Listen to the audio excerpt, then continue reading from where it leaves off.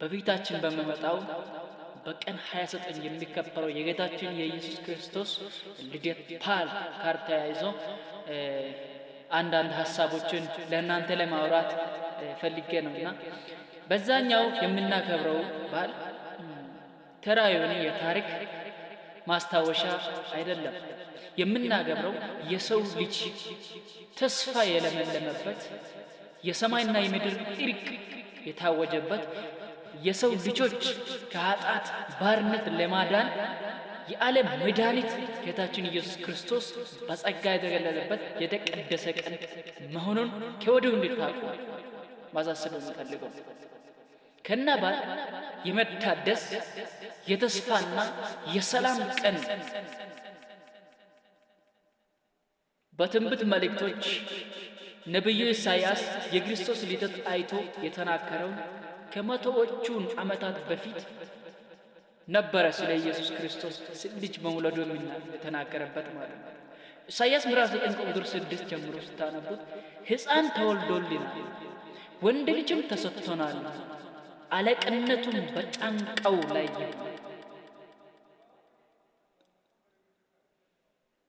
ስሙን ድንቅ መጋሪ፣ ኃያል አምላክ፣ የዘላለም አባት፣ የዘላለም ልዑል ይባላል። በመንግስት ስፋት ለዘላለሙ ግዛት ፍጻሜ የሌለው ከአሁን ጀምሮ እስከ ዘላለም መንግስቱን በስፋት በስርቅ ይመሰረታል።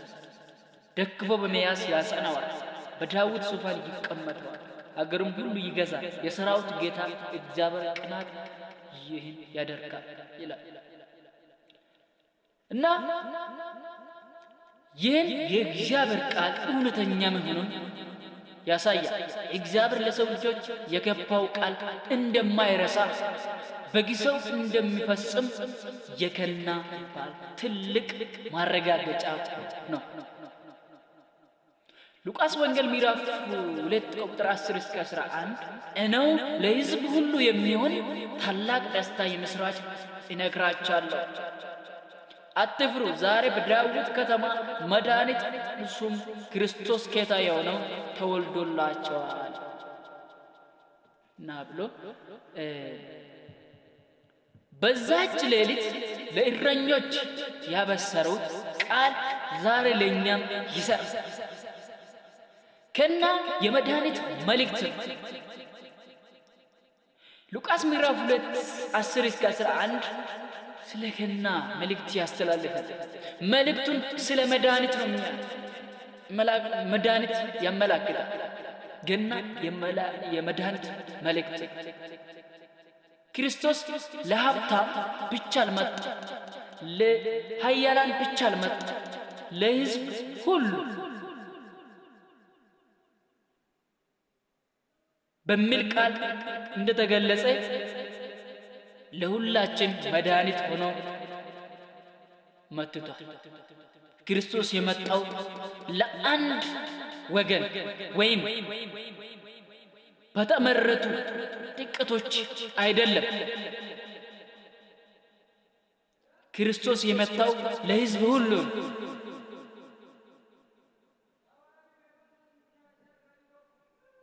ሃሌሉያ። ሁሉም የሚሆን ታላቅ ደስታ ነው። ለሕዝብ ሁሉ የሚሆን ታላቅ ደስታ፣ ለሕዝብ ሁሉ የሚሆን ታላቅ ደስታ። የምስራች እነግራቸዋለሁ፣ አትፍሩ። ለእረኞች ያቺ በዚህ ሌሊት ስነቅስ መላእክት ሲነግር ነበር።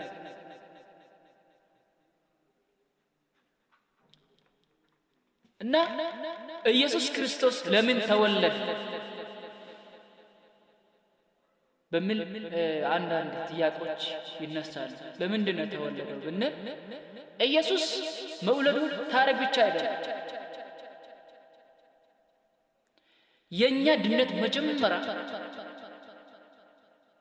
የኢየሱስ መወለዱ ነው። ማቴዎስ 1 ምዕራፍ 21 ሕዝቡን ከኃጢአታቸው ያድናል። ሕዝቡን ግን ከኃጢአታቸው ያድናል። የኛ ድነት መጀመሪያ ኢየሱስ ክርስቶስ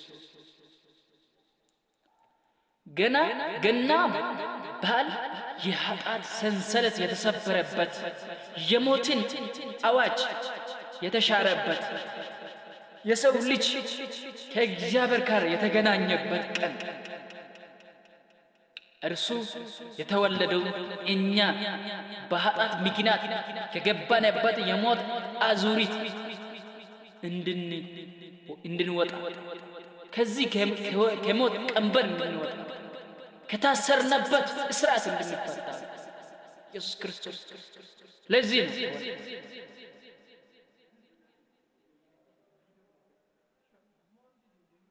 ሌላ ደግሞ የገና በዓል የፍቅር መግለጫ ዮሐንስ ወንጌል ምዕራፍ 1 ቁጥር 14 ቃል ሥጋ ሆነ አያችሁ ቃል ሥጋ ሆነ ጸጋና እውነትንም ተሞልቶ በእኛ አደረ አምላክ ሰው ሆኖ የመጣው የሰውን ሕመም ለማወቅ ራባችንን ለመቅመስ እና ስቃያችን ለማካፈል አምላክ ወደ እኛ የመጣው እኛ ወደ እርሱ መድረስ ስላልቻልን ነው። ይህ ከሁሉም በላይ የሆነው የእግዚአብሔር ፍቅር መግለጫ የሚያሳይ እግዚአብሔር ከሰማይ ወደ ምድር ወረደ። እግዚአብሔር ከሰማይ ወደ ምድር ወረደ። የሰውን ሕመም አየ። የሰውን ስቃይ ተሸከመ። አምላክ ሰው የሆነውን የእኛን ድካም ልካፈልና ለእኛ ያለውን ጥልቅ ፍቅር ያሳየን። ይህ ከሁሉ በላይ የሆነው የእግዚአብሔር ፍቅር መግለጫ የሚያሳይ ነው። የእግዚአብሔር ስም የተባረከ ይሁን።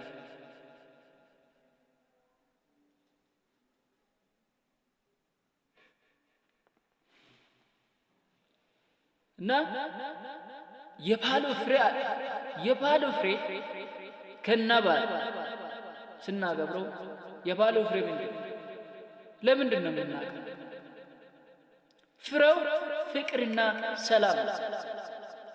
ሉቃስ ምዕራፍ 2:14 ላይ ክብር ለእግዚአብሔር በአርያም ይሁን ሰላምም በምድር ለሰው በጎ ፈቃድ።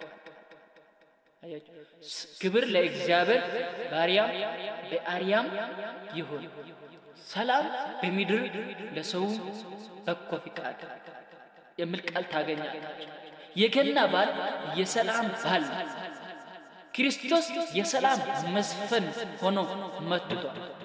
በመካከላችን ያለውን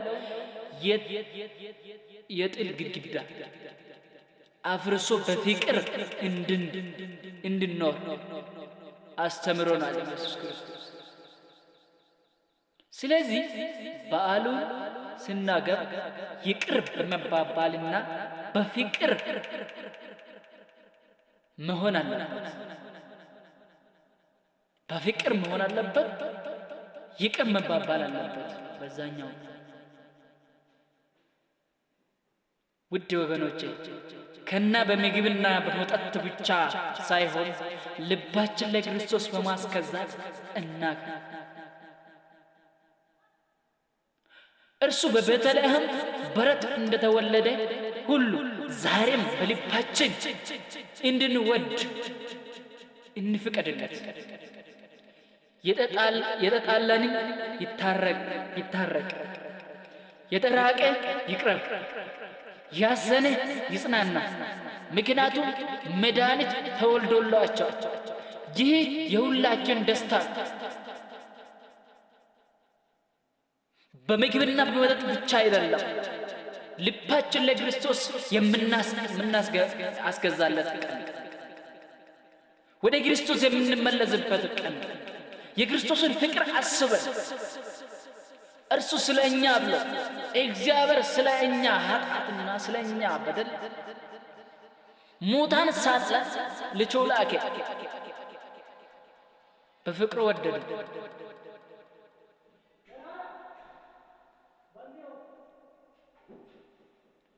ዛሬ ላስተላልፋችሁ የፈለኩት ወንድሞቼ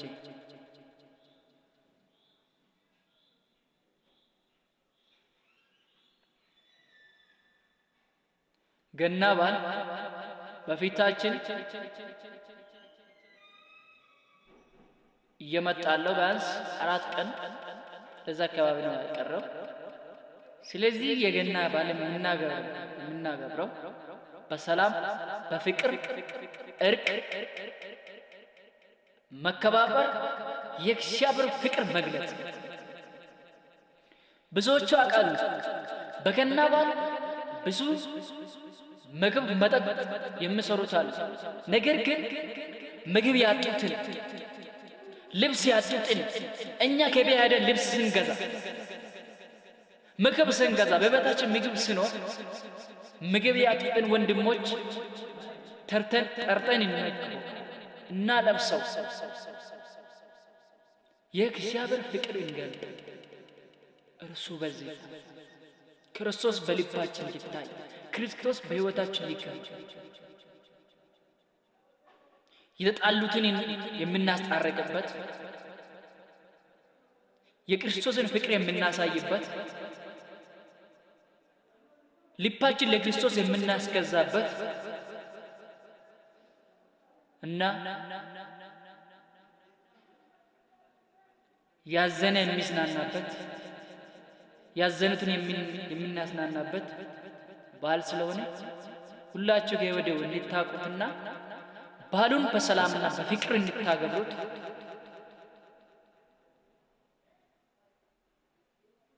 መልእክትን ለእናንተ ለማስተላለፍ እወዳለሁ።